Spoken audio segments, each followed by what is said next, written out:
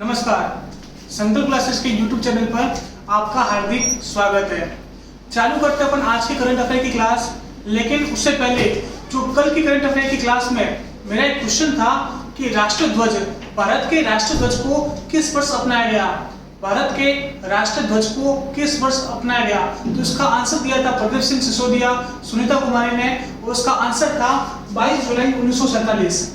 22 जुलाई 1947 को भारत के राष्ट्रध्वज को अपनाया गया, जिसका नाम तिरंगा है। मैंने आपको ये भी बताया था कि जो उसकी चौड़ाई है और जो उसकी लंबाई है, उसका अनुपात कितना होगा?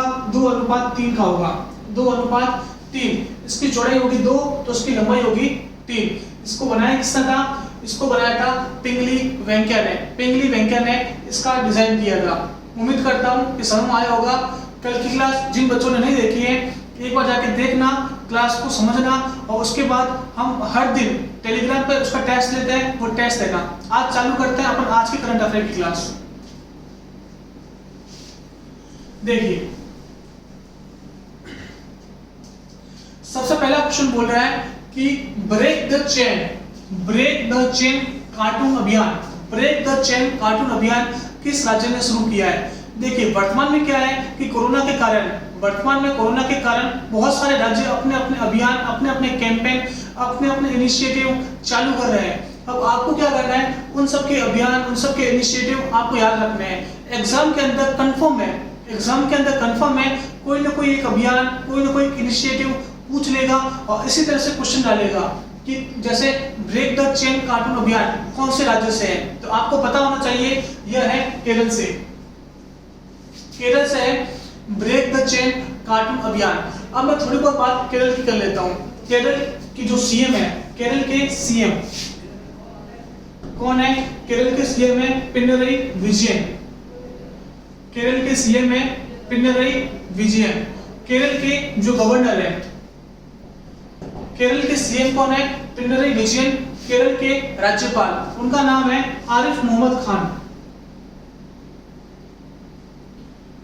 आरिफ मोहम्मद खान। और हाँ, आज ईद की आप सबको बहुत बहुत शुभकामनाएं। चलता हूं अगला, केरल। केरल में राजधानी, केरल की राजधानी है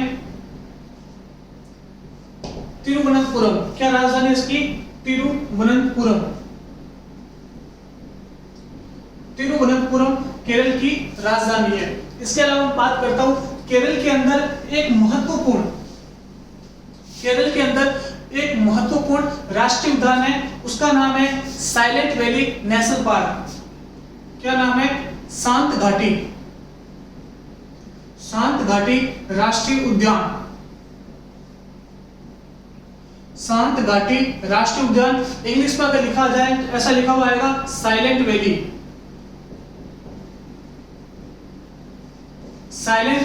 राष्ट्रीय उद्यान, साइलेंट वैली नेशनल पार्क। यह भी कहाँ है? यह भी है केरला के अंदर। इसके अलावा मैं आपसे और बात करता हूं, केरला की भाषा कौन सी है? केरला की भाषा है मलयालम। केरला की भाषा कौन सी है? वह है मलयालम। केरला के दो महत्वपूर्ण डांस हैं, कौन से? नृत्य। केरला के दो महत्वपूर्ण नृत्य हैं, कौन से? एक तो है मोहिनीअट्टम।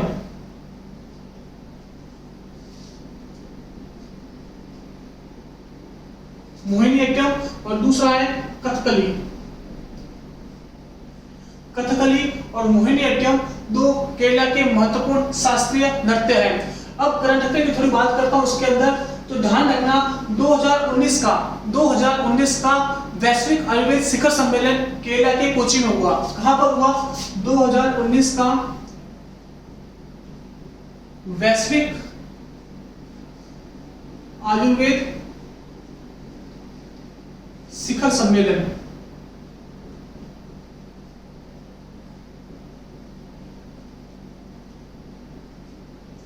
यह कहां हुआ? यह हुआ केरला के कोची में। यह भी बात ध्यान रखना। क्या है? केरला के कोची में 2019 का वैश्विक आयुर्वेद शिखर सम्मेलन भी आयोजित हुआ। इसके अलावा इसके अलावा केरला के बारे में कौन कौन सी बातें बनती है, केरला की राजधानी वगैरह सब हो ही गई। तो चलते हैं अपन अगले सवाल पर। देखिए, फोर्ब्स मैगजीन के अनुसार एक पत्रिका होती है फोर्ब्स मैगजीन। फोर्ब्स मैगजीन दुनिया की एक प्रतिष्ठित पत्रिका है। उसने क्या किया है, दुनिया की सबसे ज्यादा कमाई करने वाली महिला एथलीट कौन बनी है। फोर्ब्स मैगजीन के अनुसार दुनिया की सबसे ज्यादा कमाई करने वाली महिला एथलीट कौन बनी है। देखिए, इसका आंसर है नाओमी ओसाका। अगर आपने मेरी पिछली क्लासेस देखी है तो मैंने उसमें क्लियर किया था 4 ग्रैंड स्लैम। कौन कौन से? 4 टेनिस के ग्रैंड स्लैम। 4 टेनिस के ग्रैंड स्लैम। मैंने उसमें आपको पुरुष एकल का खिताब किसने जीता, महिला एकल का खिताब किसने जीता, यह सब मैंने आपको उसमें बताया था। इसमें नाओमी ओसाका है जो फोर्ब्स मैगजीन के अनुसार सबसे ज्यादा कमाई करने वाली महिला बनी है। अब आपको पता होगा नाओमी ओसाका कौन से देश से है। नाओमी ओसाका कौन से देश से है? तो यह है जापान से। यह है जापान से। नाओमी ओसाका कहां से? वह है जापान से। एशले बार्टी कौन से देश से है? तो मैंने आपको बताया था यह है ऑस्ट्रेलिया से। यह है ऑस्ट्रेलिया से Naomi Ashleigh Barty. Simona Halep, मैंने आपको क्वेश्चन दिया था अगर आपको याद होगा, सिमोना हालेप कौन से देश से है? वह है रोमानिया से। वह है रोमानिया से। और अगला बियांका एंड्रेस्क्यू, यह कौन से देश से है? यह है कनाडा से। कनाडा से, ठीक है। इसका आंसर तो क्या है? Naomi Osaka. अब आपसे मैंने ये भी बताया था कि नाओमी ओसाका ने 2019 का कौन सा ओपन जीता था? ऑस्ट्रेलियन ओपन जीता था। ऑस्ट्रेलियन ओपन जीता किसने? नाओमी ओसाका ने। ऑस्ट्रेलियन के बाद में क्या होता है? फ्रेंच ओपन किसने जीता? एशले बार्टी ने। फ्रेंच ओपन जीता था एशले बार्टी ने। सिमोना हालेप ने कौन सा जीता? विंबलडन ओपन जीता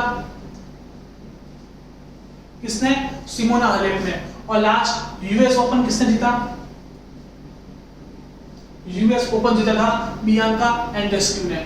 उम्मीद करता हूं कि ये सब चीजें क्लियर हुई होगी। अब थोड़ी बहुत कंट्री के बारे में देख लेते हैं। जापान की राजधानी टोक्यो, ऑस्ट्रेलिया की राजधानी कैनबरा, रोमानिया की राजधानी बुखारेस्ट। रोमानिया की राजधानी है बुखारेस्ट। एक नया देश का नाम आपके सामने आया होगा, इसकी राजधानी दिमाग में सेट करना। रोमानिया की राजधानी है बुखारेस्ट। इसके अलावा कनाडा की राजधानी ओटावा। कनाडा की राजधानी क्या है? मैं यहां पे लिख रहा हूं ओटावा। कनाडा की राजधानी है ओटावा। उम्मीद करता हूं कि क्वेश्चन समझ में आया होगा। चलता हूं अगले सवाल पर।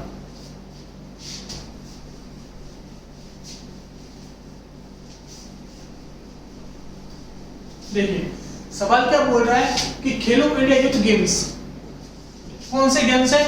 खेलो इंडिया यूथ गेम्स का तीसरा संस्करण कहां आयोजित हुआ? होगा नहीं, हुआ। ठीक है। देखिए, सबसे पहले अगर मैं बात करता हूं कि खेलो इंडिया यूथ गेम्स का तीसरा संस्करण कहां हुआ, सबसे पहले बात करता हूं कि पहला संस्करण कहां हुआ। इसकी शुरुआत हुई थी 2018 में। ठीक है। तो 2020 में कौन सा संस्करण हुआ? तीसरा, क्योंकि 2019 में दूसरा हुआ और 2020 में तीसरा हुआ। ठीक है। तो 2018 में जो हुआ था वह कहां हुआ? वह हुआ नई दिल्ली में। 2018 में खेलो इंडिया यूथ गेम्स का पहला संस्करण कहां हुआ? नई दिल्ली में। खेलो इंडिया गेम्स का दूसरा संस्करण 2019 में कहां हुआ? पुणे में। खेलो इंडिया गेम्स का वर्तमान में और नवीनतम संस्करण तीसरा संस्करण 2020 में कहां हुआ? वह हुआ गुवाहाटी में। क्लियर। अब मैं बात करता हूं कि विजेता राज्य कौन सा रहा। देखिए, 2018 में जो नई दिल्ली में हुआ था उसमें जो प्रथम नंबर पे था वह था हरियाणा। 2019 में जो पुणे में हुआ वहां पर विजेता राज्य कौन सा था? वह था महाराष्ट्र। और जो 2020 में गुवाहाटी में हुआ उसमें विजेता राज्य कौन सा था? वह भी था महाराष्ट्र। क्लियर। अब देखिए, खेलो इंडिया यूथ गेम्स करवाता कौन है? तो करवाता है ministry of youth affair, ministry of sports and the youth affair, ministry of sports and youth affair यह खेलो इंडिया गेम्स करवाता है। इसके अलावा मैं अगर बात करूं भारत के खेल मंत्री कौन है? भारत के खेल मंत्री, भारत के खेल मंत्री कौन है? भारत के खेल मंत्री कौन है? वह है किरण रिजिजू, किरण रिजिजू। कौन है? किरण रिजिजू। इनका निर्वाचन क्षेत्र भी ध्यान रखना, एक दो बार मैंने एग्जाम में देखा था कि जो नेता है या जो मंत्री हैं उनके निर्वाचन क्षेत्र भी पूछ लेता है। तो इनका निर्वाचन क्षेत्र है अरुणाचल प्रदेश वेस्ट, पश्चिम अरुणाचल प्रदेश, पश्चिम अरुणाचल प्रदेश, ठीक है। पश्चिम अरुणाचल प्रदेश से एमपी है किरण रिजिजू, वह है खेल मंत्री। अब देखिए, अब जो खेलो इंडिया यूथ गेम्स में जो विजेता होता है, जो विनर होता है, उनको क्या दिया जाता है? देखिए, इनको क्या दिया जाता है? उनको 5 लाख रुपए, उनको 5 लाख रुपए प्रतिवर्ष आने वाले 8 सालों के लिए दिए जाते हैं, आने वाले 8 सालों के लिए।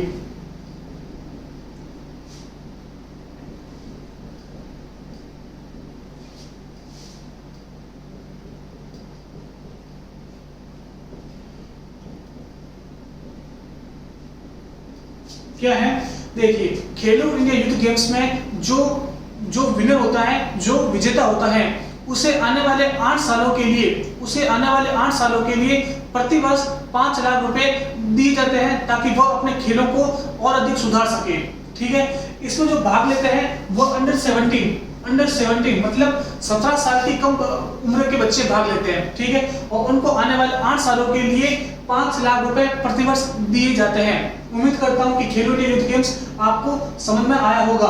देखिए, गुवाहाटी, अब ध्यान रखना, गुवाहाटी पड़ता किसमें? गुवाहाटी पड़ता है असम के अंदर, गुवाहाटी पड़ता है असम के अंदर। और यह भी बात ध्यान रखना कि जो असम की राजधानी गुवाहाटी नहीं है। काफी बच्चों को कंफ्यूजन है कि असम की राजधानी गुवाहाटी है, नहीं, असम की राजधानी है दिसपुर। असम की राजधानी कौन सी है? दिसपुर। असम की राजधानी है दिसपुर। ये सारी चीजें आपको एक साथ कमेंट करके दिए हैं, उम्मीद करता हूं कि समझ आई होगी। चलता हूं अगले सवाल पर।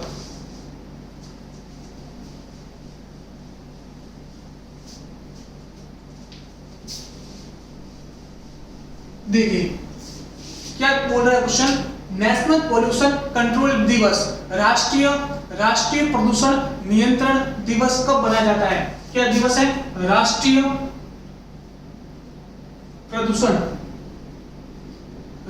प्रदूषण नियंत्रण दिवस। राष्ट्रीय प्रदूषण नियंत्रण दिवस कब मनाया जाता है? ध्यान रखना, 2 दिसंबर को राष्ट्रीय प्रदूषण नियंत्रण दिवस बनाया जाता है। अब ये बनाया क्यों जाता है? ध्यान रखना, आपको एक तारीख याद होगी, 2 दिसंबर 1984। इस दिन क्या हुआ? फटाफट कमेंट बॉक्स में आंसर दो कि 2 दिसंबर 1984 को इस दिन क्या हुआ था? 2 दिसंबर 1984 को क्या हुआ था? देखिए, मैं बताता हूं कि 2 दिसंबर 1984 को भोपाल गैस त्रासदी हुई। क्या हुई? भोपाल गैस त्रासदी। भोपाल गैस त्रासदी हुई और इसीलिए 2 दिसंबर को नेशनल पोल्यूशन कंट्रोल दिवस मनाया जाता है, ठीक है। कौन सी फैक्ट्री से हुई थी भोपाल गैस त्रासदी? तो फैक्ट्री का नाम था यूनियन कार्बाइड। फैक्ट्री का नाम था union carbide. Union carbide factory का नाम था। हुई कब थी? 2 दिसंबर 1984 को हुई, ठीक है। कौन सी गैस का लीकेज हुआ? कौन सी गैस का रिसाव हुआ? तो गैस ध्यान रखना, मिथाइल आइसोसाइनेट। मिथाइल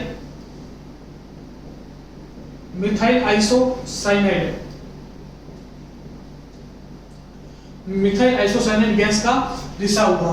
कब हुआ? 2 दिसंबर को हुआ, ठीक है। यूनियन कार्बाइड फैक्ट्री थी और ऐसा का ऐसा इंसिडेंट अभी वर्तमान में कुछ टाइम पहले हुआ, ठीक है। उसका नाम क्या है? विजा गैस त्रासदी। क्या है, विशाखापट्टनम में हुआ था। अभी आपको पता होगा विशाखापट्टनम को क्या बोलते हैं, विजय भी बोलते हैं, ठीक है। फैक्ट्री का नाम क्या था, फैक्ट्री का नाम था LG polymer, LG polymer, LG polymer factory का नाम था, ठीक है। कहाँ हुआ, विशाखापट्टनम में हुआ, ठीक है। इसमें गैस कौन सी लीक हुई, इसमें गैस लीक हुई थी, उसका नाम था स्टाइरीन। इसमें जो गैस लीक हुई उसका नाम था स्टाइरीन। और मैंने अभी क्वेश्चन आपको ये भी करवाया था कि वर्तमान में जो विशाखापट्टनम में गैस लीक हुआ उसके कारणों का पता लगाने के लिए एक कमेटी बनाई गई है, और उस कमेटी के अध्यक्ष कौन है, उस कमेटी के अध्यक्ष है नीरव कुमार। क्या नाम है उसका, नीरव कुमार, नीरव कुमार, नीरव कुमार उस कमेटी के अध्यक्ष हैं। और नीरव कुमार हैं कौन, पर्यावरण मंत्रालय में सचिव है नीरव कुमार। उनको विशाखापट्टनम गैस लीक मामले में कारणों का पता करने वाली समिति के अध्यक्ष हैं नीरव कुमार। क्लियर। गैस कौन सी लीक हुई, स्टाइरीन, कंपनी का नाम LG polymer, LG polymer company LG chemicals की एक सब्सिडी है, उसी का पार्ट है। उम्मीद करता हूं ये सब चीजें आपको क्लियर हुई होगी। चलता हूं अगले सवाल पर। देखिए इसमें क्या है कि भारत के किस राज्य की, देख सबसे पहले तो ये ध्यान रखना इस पहल का नाम, इस पहल का नाम है खुडोल। खुडोल बोल लो, खुडोस बोल लो, कुछ भी बोल लो, स्पेलिंग ध्यान रखना। खुडोल पहल को कोविड-19 से लड़ने के लिए टॉप 10 वैश्विक पहलों में से एक बताया है। क्वेश्चन को समझते हैं। क्वेश्चन ये बोल रहा है कि कोरोना महामारी के कारण, कोरोना महामारी के कारण पूरा देश अपने अपने लोगों को बचाने के लिए पहल कर रहा है, ठीक है। अब उन जो पहल है वो टॉप 10 पहलों में से, टॉप 10 पहलों में से एक भारत की भी पहल आई है, एक भारत का इनिशिएटिव है जो इन टॉप 10 पहलों में से है। अब आपको बताना है उस पहल का नाम है खुडोल। अब आपको बताना है ये खुडोल पहल, ये जो खुडोल पहल है वह कौन से राज्य की है, कौन से राज्य की है खुडोल पहल। देखिए मैं बताता हूं यह राज्य है मणिपुर, मणिपुर राज्य की है खुडोल पहल, ठीक है। अब देखिए इस पहल के अंदर होता क्या है।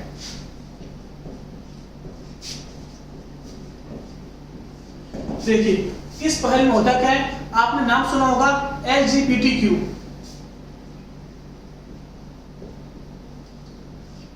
LGBTQ मतलब लेस्बियन, गे, बाइसेक्सुअल और ट्रांसजेंडर।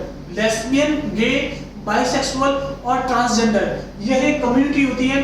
उनको कोविड-19 लॉकडाउन के कारण, कोविड-19 लॉकडाउन के दौरान क्या क्या दी गई, उनको स्वास्थ्य सुविधाएं दी गई, उनको स्वास्थ्य सुविधाएं और खाने की सुविधाएं, उनको LGBTQ कम्युनिटी को स्वास्थ्य सुविधाएं और खाने की सुविधाएं दी गई।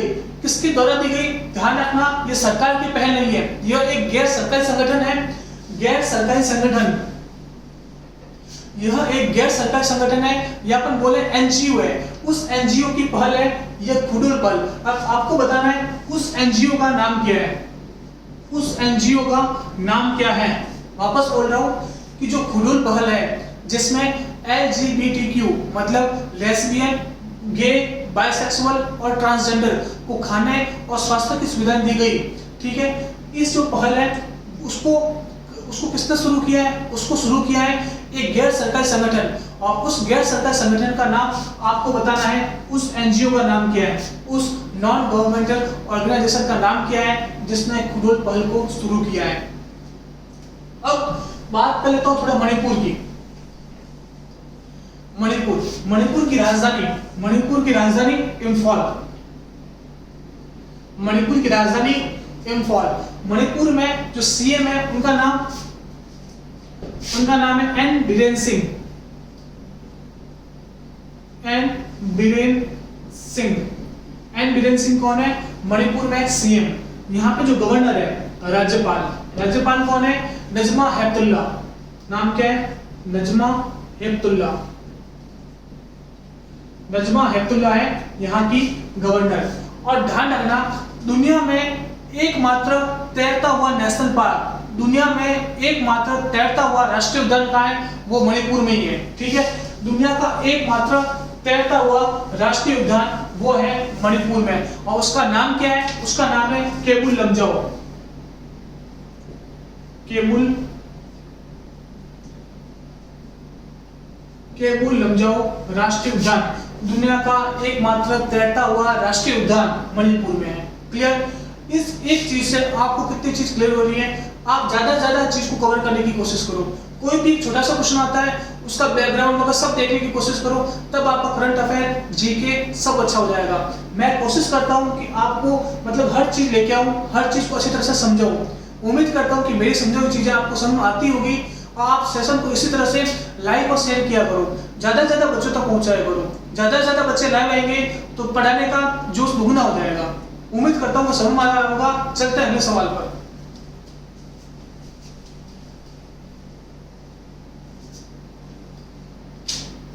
देखिए, किस देश ने दुनिया की सबसे तेज इंटरनेट डेटा स्पीड कितनी है? 44 टेराबाइट पर सेकंड। कितनी है? 44 टेराबाइट पर सेकंड। हमारे भारत के अंदर आती है एमबीपीएस और ज्यादा देख लो तो जीबीपीएस, लेकिन इसने 44 टीबीपीएस मतलब टेराबाइट पर सेकंड इतनी स्पीड दर्ज की है। वो कौन सा देश हो सकता है? गैस करो कौन सा देश हो सकता है? वह देश है ऑस्ट्रेलिया। ऑस्ट्रेलिया में 44 टेराबाइट पर सेकंड की स्पीड आई है। अब ऑस्ट्रेलिया में आई है तो देखो, ऑस्ट्रेलिया की राजधानी कैनबरा। ऑस्ट्रेलिया की राजधानी होगी कैनबरा। ऑस्ट्रेलिया में जो करेंसी है वो क्या है? Australian dollar. ऑस्ट्रेलिया में जो प्राइम मिनिस्टर है उनका नाम क्या है? Scott Morrison. क्या नाम है? Scott Morrison. और यह भी ध्यान रखना, ऑस्ट्रेलिया के देखो जैसे ये ऑस्ट्रेलिया का मैप है, ऑस्ट्रेलिया एक महाद्वीप भी है और ऑस्ट्रेलिया एक देश भी है। उस ऑस्ट्रेलिया के ईस्टर्न साइड में, इस साइड में ऑस्ट्रेलिया का जो मैप है उसके पूर्वी साइड में ग्रेट बैरियर रीफ पाई जाती है। क्या पाई जाती है? Great barrier reef. क्या पाई जाती है? Great barrier reef. यहां पर ग्रेट बैरियर रीफ पाई जाती है। ठीक है। इसके अलावा ऑस्ट्रेलिया ने अभी वर्तमान में जो वर्ल्ड हेल्थ असेंबली है, ऑस्ट्रेलिया ने वर्तमान में जो वर्ल्ड हेल्थ असेंबली है जो उसकी मीटिंग चल रही है, उसमें ऑस्ट्रेलिया एक प्रस्ताव लेके आया है। और वह प्रस्ताव क्या है? वह प्रस्ताव है कि जो कोविड-19 का आउटब्रेक हुआ है पूरी दुनिया के अंदर, कोविड-19 की जो महामारी फैली है उसका उद्गम कहां से हुआ, उसके उत्पन्न होने के कारणों का पता लगाने के लिए एक प्रस्ताव लेकर आया है, वह है ऑस्ट्रेलिया। और भारत ने इस प्रस्ताव का समर्थन भी किया है। क्लियर? ये सब चीजें आपको ऑस्ट्रेलिया के बारे में क्लियर हुई होगी, मैं उम्मीद करता हूं। अब चलता हूं अगले सवाल पर।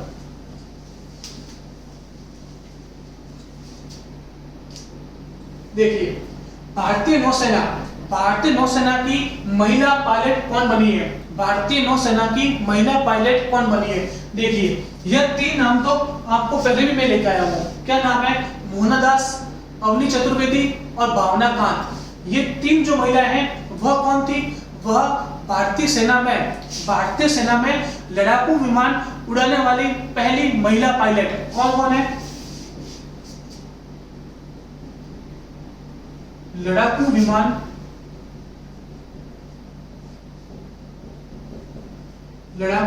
उड़ाने वाली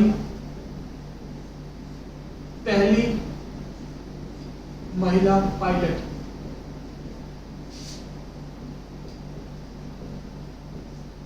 लड़ाकू विमान उड़ाने वाली पहली महिला पायलट है। अगर आपको ये तीनों ऑप्शन दे दे तो टिक करना अवनी चतुर्वेदी पर पहले टिक करना। अगर तीनों में से कोई एक ऑप्शन दे तो आपको अपने सेंस ऑफ ह्यूमर से आंसर देना है। क्लियर? कौन है? लड़ाकू विमान उड़ाने वाली पहली महिला पायलट। ठीक है। इसके बाद इस क्वेश्चन का जो आंसर है वह है शिवांगी नौसेना की पहली महिला पायलट बनी है। नौसेना के जो अध्यक्ष है, नौसेना के जो हेड है, उनका नाम है एडमिरल करमवीर सिंह। एडमिरल करमवीर सिंह।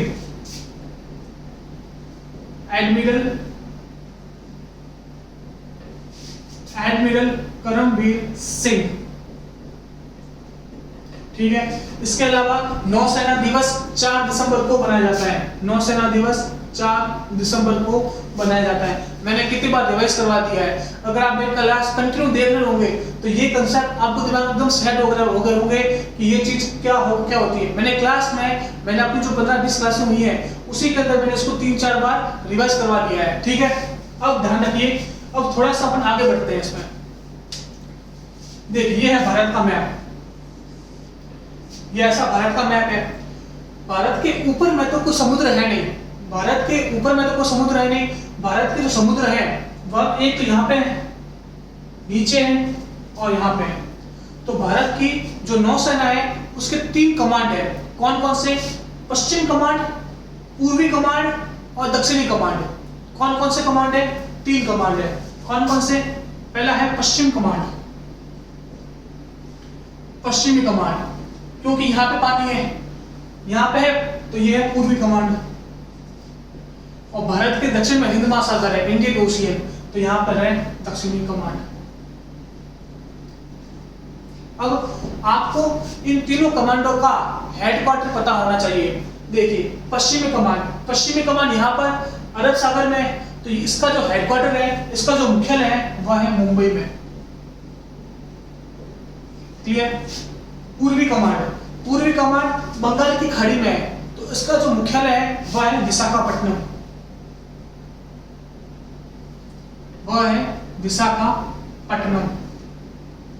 विशाखापट्टनम आंध्र प्रदेश की एक प्रस्तावित राजधानी भी है। अब आपको बताना है कि विशाखापट्टनम आंध्र प्रदेश की कौन सी राजधानी है, मतलब कार्यकारी राजधानी है, न्यायिक राजधानी है या विधायी राजधानी है। आपको नीचे कमेंट बॉक्स में आंसर देना है। अगला दक्षिणी कमांड का हेडक्वार्टर कहाँ है? वह है कोची के अंदर। और कोची कहाँ पड़ता है? मैंने अभी भी आपको बताया था, वह है केरल के अंदर। क्लियर? 3 कमांड भारतीय नौसेना के। इसके अलावा भारतीय नौसेना ने अभी जो मालदीव ऑपरेशन किया उसका नाम भी आपको पता होगा, उसका नाम भी कमेंट बॉक्स में आप आंसर देना कि भारत की नौसेना ने मालदीव में कौन सा ऑपरेशन किया। चलता हूं अगले सवाल पर।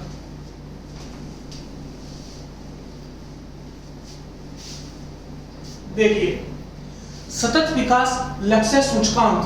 देखिए अगर मैं इसको इंग्लिश में बोलूं तो इसको ऐसे बोलते हैं SDG, मतलब सस्टेनेबल डेवलपमेंट गोल्स, सतत विकास सूचकांक। ठीक है, सबसे पहले इसको समझिए। क्या हुआ था सन 2015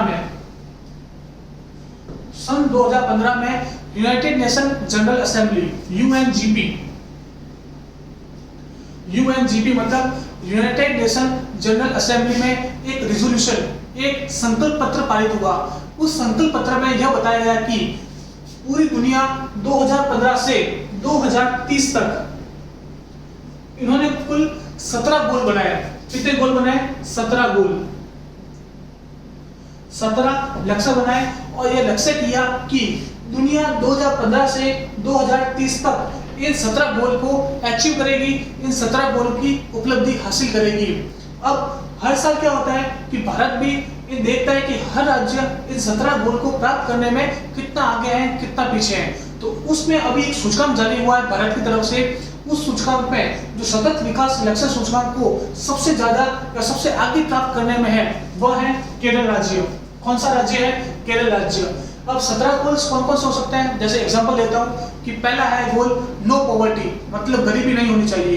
दूसरा है जीरो हंगर, मतलब कोई भी भूख से नहीं मरना चाहिए। तीसरा है बेस्ट एजुकेशन, सबको शिक्षा मिलनी चाहिए। चौथा है बेस्ट हेल्थ सर्विसेज, सबको अच्छी स्वास्थ्य सुविधाएं मिलनी चाहिए। इस तरह से ये 17 गोल है जो दुनिया को 2030 तक प्राप्त करने हैं।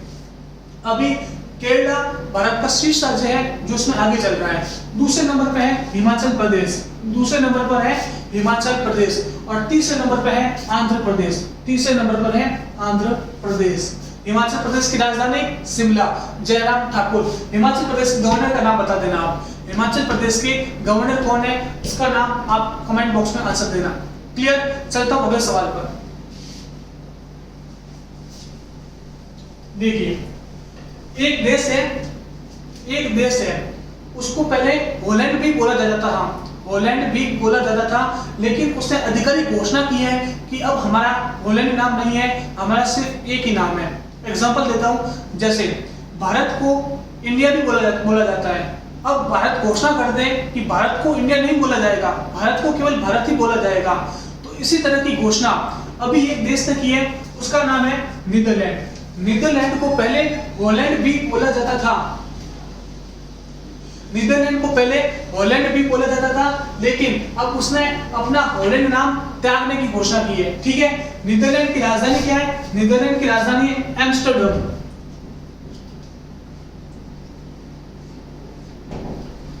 नीदरलैंड की राजधानी क्या है? नीदरलैंड की राजधानी है एम्स्टर्डम। और इसकी करेंसी आपको बतानी है, इसकी मुद्रा क्या है यह आपको बतानी है मेरे को। क्लियर? इसकी मुद्रा नीचे कमेंट बॉक्स में आप आंसर करना। उम्मीद करता हूं समझ में आया होगा। चलता हूं अगले सवाल पर। देखिए, मैंने पिछले सवाल में बताया था फोर्ब्स मैगजीन, अब आती है टाइम मैगजीन। टाइम मैगजीन ने दुनिया की 100 ताकतवर महिलाओं की सूची बनाई है।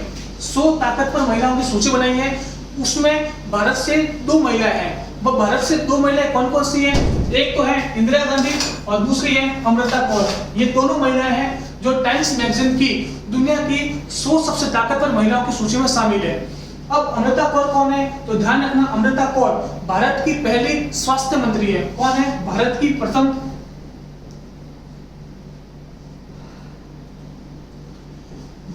प्रथम स्वास्थ्य मंत्री। वह कौन थी?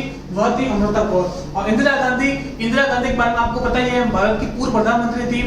भारत की पूर्व प्रधानमंत्री, इनके पिता का नाम जवाहरलाल नेहरू था, इनके पति का नाम फिरोज गांधी, इनके 2 बेटे संजय गांधी, राजीव गांधी। ठीक है, इसके बाद बात करता हूं, इन्होंने इनके टाइम में क्या हुआ? 1971 भारत और पाकिस्तान का युद्ध हुआ और उसमें भारत ने जीत हासिल की और पाकिस्तान से, पूर्वी पाकिस्तान को अलग कर बांग्लादेश एक देश बना दिया, जिसके प्रधानमंत्री बने थे शेख मुजीबुर रहमान। उसके अलावा 1974 18 मई 1974 को क्या हुआ? ऑपरेशन स्माइलिंग बुद्धा, भारत परमाणु शक्ति संपन्न राष्ट्रों में शामिल हो गया। उसके अलावा इन्होंने एक गलत काम किया, वो क्या किया था? 1975 से 1977 तक भारत में राष्ट्रीय आपातकाल लगा लिया और इस राष्ट्रीय आपातकाल के कारण ही दुनिया में, भारत में इनकी जो मतलब एक इमेज है वो नीचे गिर गई थी। इसके अलावा इन्होंने ब्लू स्टार ऑपरेशन भी चलाया और बाद में इन्हीं के बॉडीगार्ड जो सिख थे उन्होंने इनकी हत्या कर दी थी। अब आपसे एक सवाल और है, भारत में राष्ट्रीय आपातकाल कितनी बार लगा और कब लगा? एक तो मैंने आपको बता दिया कि एक तो लगा था 1975 से 1977 तक इंदिरा गांधी के काल में, और इस समय जो राष्ट्रपति थे वो थे फखरुद्दीन अली अहमद इस समय राष्ट्रपति थे।